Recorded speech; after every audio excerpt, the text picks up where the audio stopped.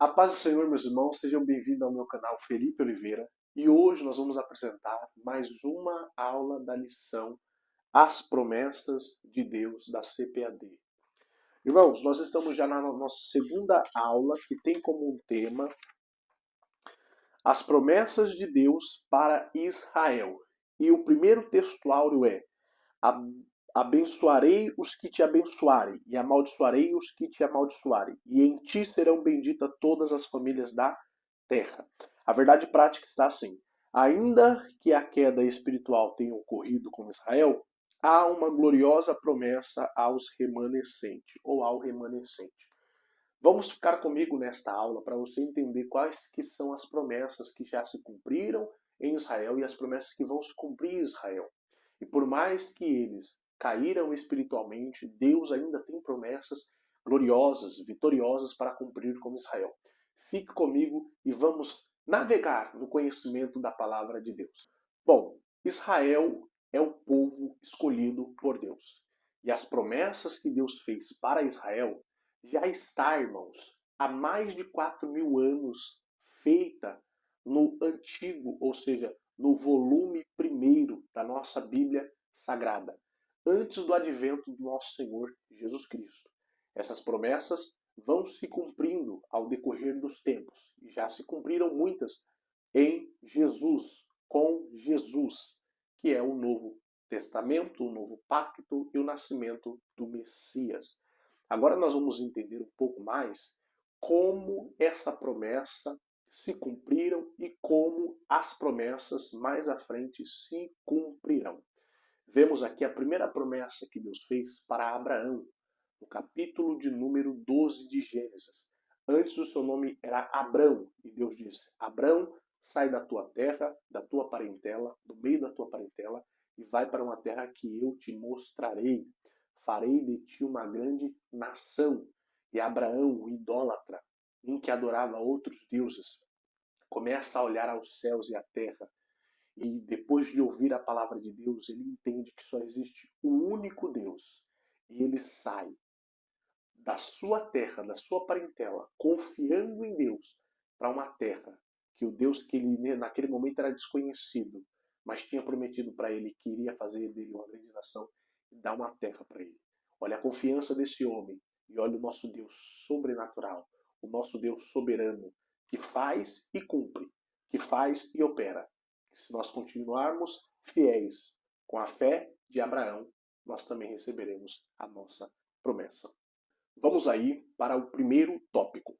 Israel, a promessa da criação de uma nação. Primeiro subtópico. E far-te-ei uma grande nação. Quando Deus faz essa promessa para Abraão, ele está falando para um homem que já está com 75 anos de idade. E sua mulher é estéril.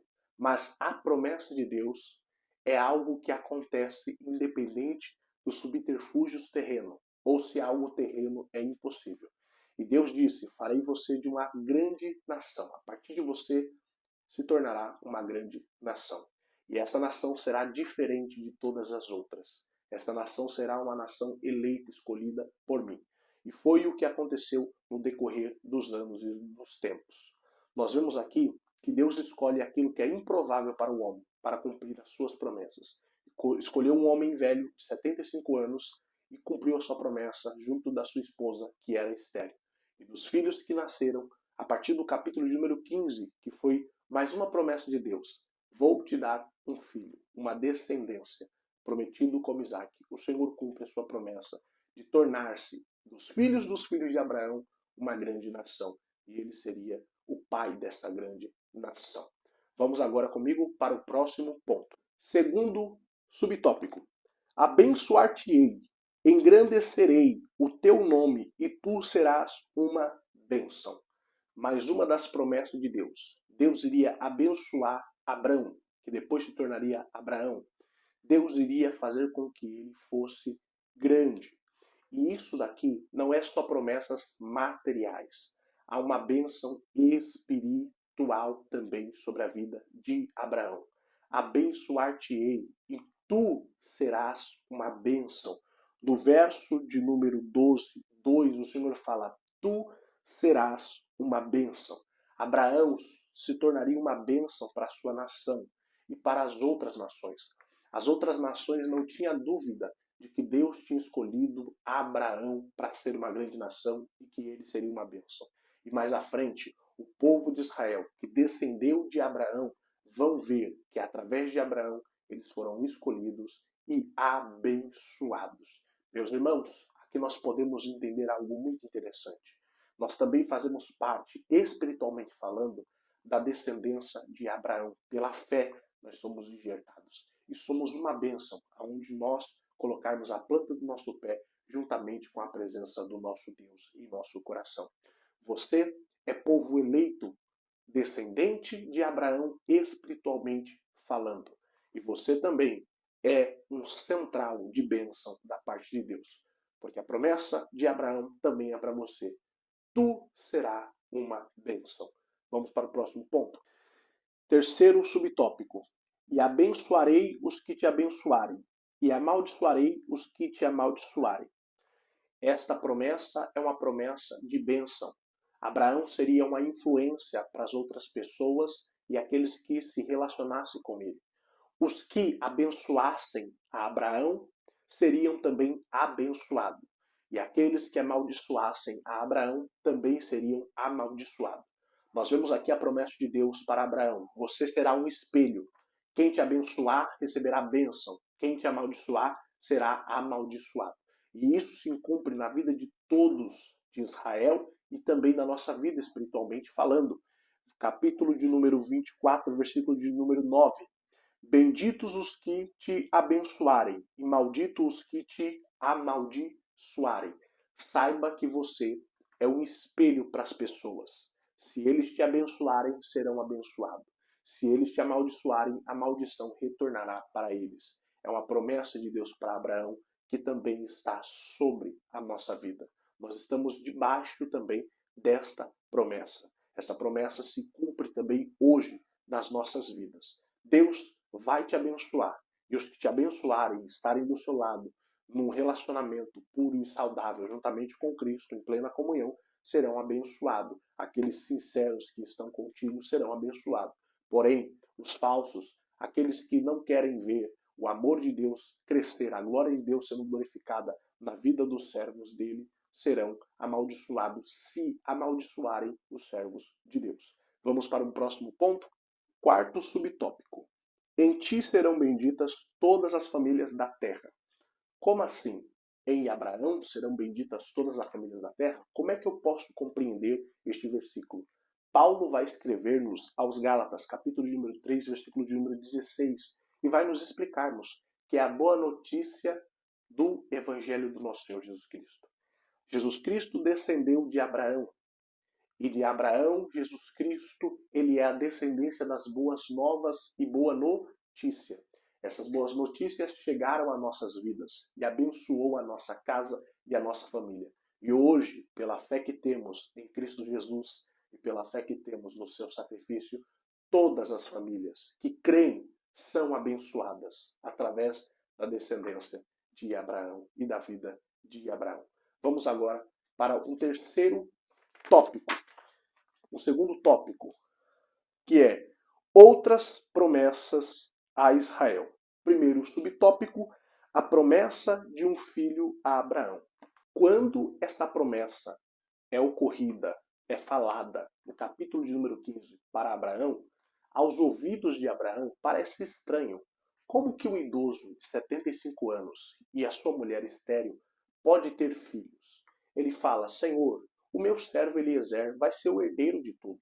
Não tem como eu, velho, avançado em idade, e minha esposa estéril, ter filhos. Só que o Senhor é um Deus que cumpre e vela pela sua palavra. Ele falou, Abraão, você terá um filho. Pode ficar tranquilo. Eu me responsabilizo pelo milagre. O Senhor se responsabilizou pelo milagre. E no capítulo de número 21, do 1 ao 7, nasce-se Isaac. A alegria.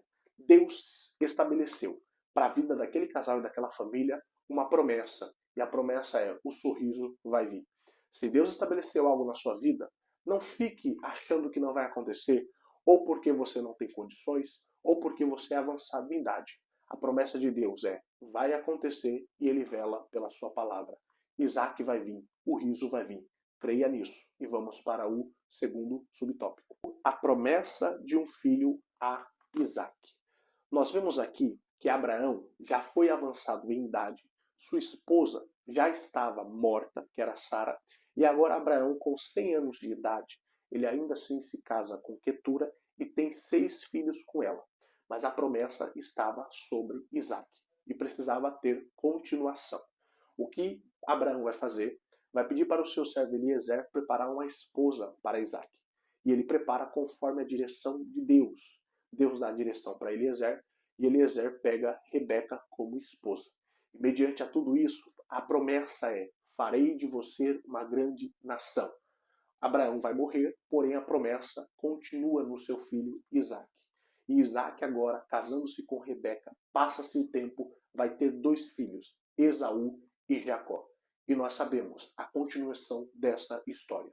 É Deus dizendo: você será uma nação, uma bênção, só que eu vou cumprir também na vida dos seus filhos e dos filhos dos seus filhos. É Deus dizendo, Ele cuida da nossa, da minha, da sua descendência. Pode ficar tranquilo. Mantenha-se no foco de adorar a Deus, de servir a Deus, e Deus está no controle do meu e do teu barco e vai dar continuidade na nossa descendência. Vamos aí para um terceiro subtópico. Terceiro subtópico. A promessa renovada. O Senhor falou com Jacó e retirou a promessa feita a Abraão, de que lhe daria aquelas terras. Isaac foi considerado o herdeiro da promessa e, por isso, antes de morrer, concederia bênçãos para seus filhos. Foi aonde nós notamos a intriga que teve entre os 2 filhos de Isaac, que foi Jacó e Esaú, e quem recebe a bênção é Jacó. Mas só aconteceu isso porque Esaú tinha trocado a sua primogenitura por um prato de lentilha. Não deu valor à promessa e à herança de Deus. Então agora Jacó recebe essa promessa, essa herança de Deus. E vai se cumprir na vida do filho de Isaac, chamado Jacó. Vamos ler um pedacinho desse texto?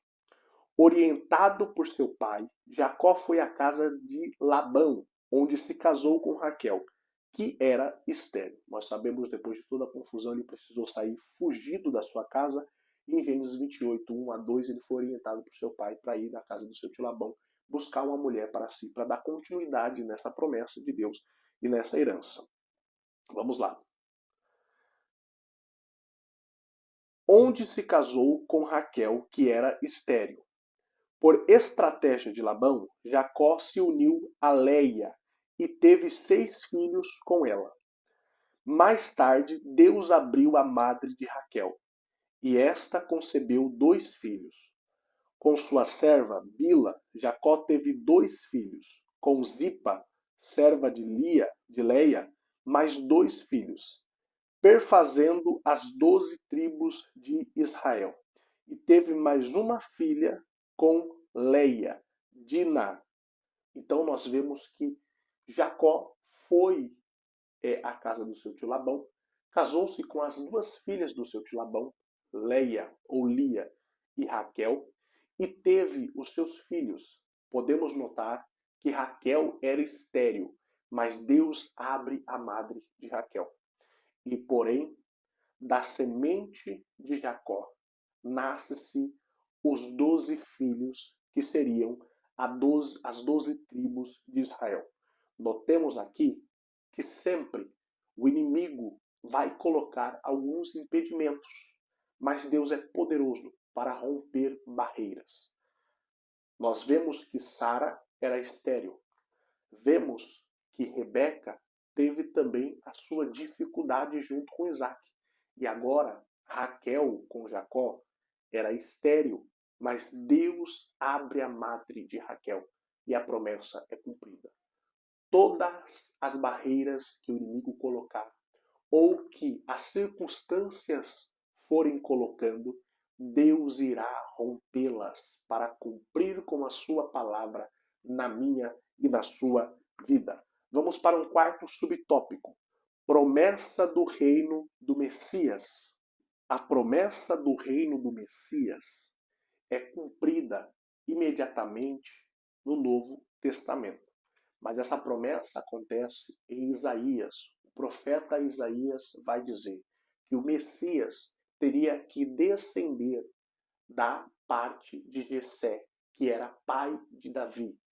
E por isso que o nosso Senhor Jesus Cristo é chamado filho de Davi, porque ele descendia da tribo de Davi, ele descendia da linhagem real de Davi.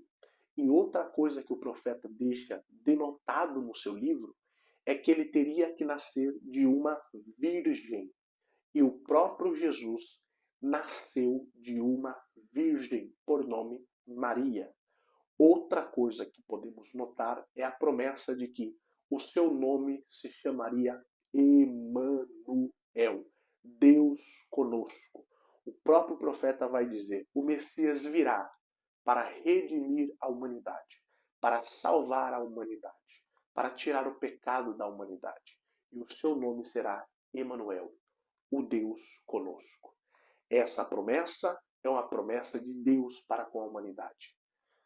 O capítulo de número 3 de João, versículo de número 16 diz: porque Deus deu o seu único Filho, para que todo aquele que nele crê não pereça, mas tenha a vida eterna. Essa promessa está em evidência nos dias de hoje. Enquanto você pode achar, busque a Ele e você encontrará. E essa promessa fará parte da sua vida e da sua história. Vamos aí para o último tópico. A promessa de Deus de salvação para Israel. Primeiro subtópico, a queda de Israel.